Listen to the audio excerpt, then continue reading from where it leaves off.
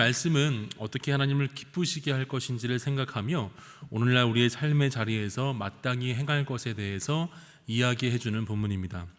1절을 보면 그러므로 형제들아 우리가 끝으로 주 예수 안에서 너희에게 구하고 권면하노니 너희가 마땅히 어떻게 행하며 하나님을 기쁘시게 할 수 있는지를 우리에게 배웠으니 곧 너희가 행하는 바라 더욱 많이 힘쓰라고 말씀하고 있는데요.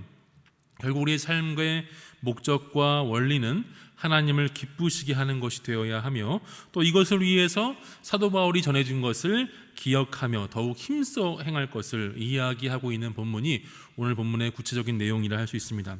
내용 하나하나 살펴보면 구체적인 언급한 내용은 3절부터 6절까지 나타나고 있습니다. 이것이 먼저 우리 하나님께서 우리를 뜻하시는 것이 우리의 거룩함이다 라고 말씀하고 있고요, 동시에 세상과 구별된 모습으로 설 것을 이야기하고 있습니다. 이러한 거룩함은 단순히 어떤 특정 상태나 어떤 위치가 아니라 구체적인 삶의 모습 가운데서 행동을 통해서 나타나는 것으로 보여주고 있습니다. 더 정확히 이야기하면 마땅히 행해야 할 것을 행함으로 거룩함을 드러내게 된다는 것을 이야기해주고 있습니다. 3절부터 6절까지의 목록을 정리해 보면 거룩함이라는 것은 거룩함과 존귀함으로 자기 아내를 대하는 것, 이방인과 같이 세욕을 따르지 않는 것, 분수에 넘어서 형제를 해하지 않는 것으로 볼 수 있습니다. 기본적으로는 육체의 정욕을 따라 살아가지 않음으로써 또 아내를 거룩함과 존귀함으로 대함으로써 서로 배우자의 관계 속에서 이런 모습 가운데 있는 것을 이야기하고 있고요, 또 4절 5절의 맥락에서 보면 부정한 성생활이 미칠 관계에 대해서 이야기하면서 이러한 사람들은 하나님의 심판을 피할 수 없음을 분명히 기억하게 하고 있습니다. 하나님의 심판을 피할 수 없는 그런 죄임을 기억하게 하면서 오히려 두려움으로 이 부정한 일을 피할 것으로 이야기하고 있는 것으로 볼 수 있습니다. 결국 당시의 상황 가운데서 거룩함을 이루어 간다는 것은 하나님과의 관계뿐만 아니라 삶의 현장에서 배우자의 관계 또 이웃과의 관계 속에서 구체적으로 나타나는 것으로 이야기하고 있습니다. 하나님께서 우리를 각 사람을 거룩함으로 부르시기 때문에 또 우리로 하여금 그 모든 변화를 가능케 하신다는 말씀도 이어하고 있습니다. 특별히 8절 말씀 보면 성령께서 우리 안에 내주하시기 때문에 우리는 거룩함을 이루어 가야 한다는 책무를 분명히 기억하며 나아가도록 만듭니다. 그러나 동시에 성령께서 우리 안에 내주하신다는 사실은 우리로 하여금 우리의 연약함을 돕도록 하시고 동시에 하나님을 의지하며 또 하나님께서 만들어 가신 거룩한 삶의 모습으로 성령께서 친히 만들어 가실 것이라는 기대도 이 안에 담고 있는 것으로 볼 수 있습니다. 이어서 9절부터 12절까지는 형제의 사랑에 대해서 이야기하고 있습니다. 형제의 사랑이라는 것도 하나님을 기쁘시게 하는 삶의 하나의 방법이다, 하나의 방식이다 라고 이야기하고 있습니다. 데살로니가 교회는 이미 형제를 사랑하는 교회였고 다른 사람의 필요를 채워주는 교회였다 말씀하고 있습니다. 단순히 비상적인 나눔과 만남, 겉으로 보여지는 모습이 아니라 진실하게 서로의 필요를 채워주는 사랑을 했고 이것을 또 바울이 칭찬하고 있다는 것을 볼 수 있게 되는 것입니다. 그러한 사랑이 가능했던 이유는 9절에서 하나님의 가르치심을 받아 서로 사랑함이라 라고 말씀하는 것을 통해서 확인할 수 있습니다. 결국 하나님 사람들 안에서 성령께서 직접 행하시는 일들, 하나님의 가르치는 말씀을 따라 순종하며 서로 사랑하는 모습들이 있었다라는 것을 이야기해주고 있습니다.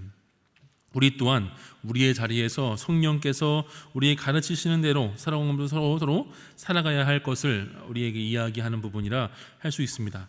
마지막 11절 12절은 보다 구체적인 삶의 방식에 대해서 이야기하는데 자기 일을 열심히 하지 않으며 다른 사람의 일에 참견하지 말라라고 말씀하고 있습니다.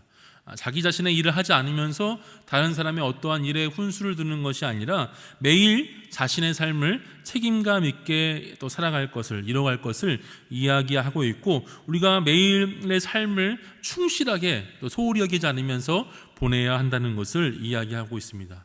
우리의 일상과 삶이 결코 분리되는 것이 아님을 다시금 이야기해주고 있는 것입니다. 이렇게 행해야 될 이유에 대해서 또 말씀해주고 있는데요, 먼저 믿지 않는 사람들이 지켜보고 있다는 사실을 기억하도록 하기 위함이다라는 것을 볼 수 있습니다. 우리는 물론 믿지 않는 사람들의 인정이나 비준을 받을 필요는 없습니다. 하나님, 물론 우리가 믿지 않는 사람들의 인정의 비준을 받을 필요는 없지만, 그럼에도 불구하고 하나님 앞에서 하나님 말씀의 기준을 따라 살아가는 모습들을, 또 본이 되는 모습들을 보여줄 필요가 있다는 것을 또 생각할 때에 이런 말씀들을 이야기해주고 있습니다.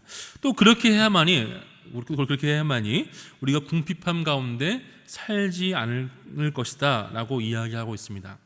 열심히 이웃을 사랑하지만 또 동시에 자기의 일을 열심히 하면서 충실하게 살아가는 삶을 통해서 우리가 매일매일 그러한 삶으로 나아가야 하고, 그런 삶으로 서로 사랑하고 형제들과 관계 속에서, 이웃과의 관계 속에서 선을 드러내는 삶을 살 것을 이야기하고 있습니다.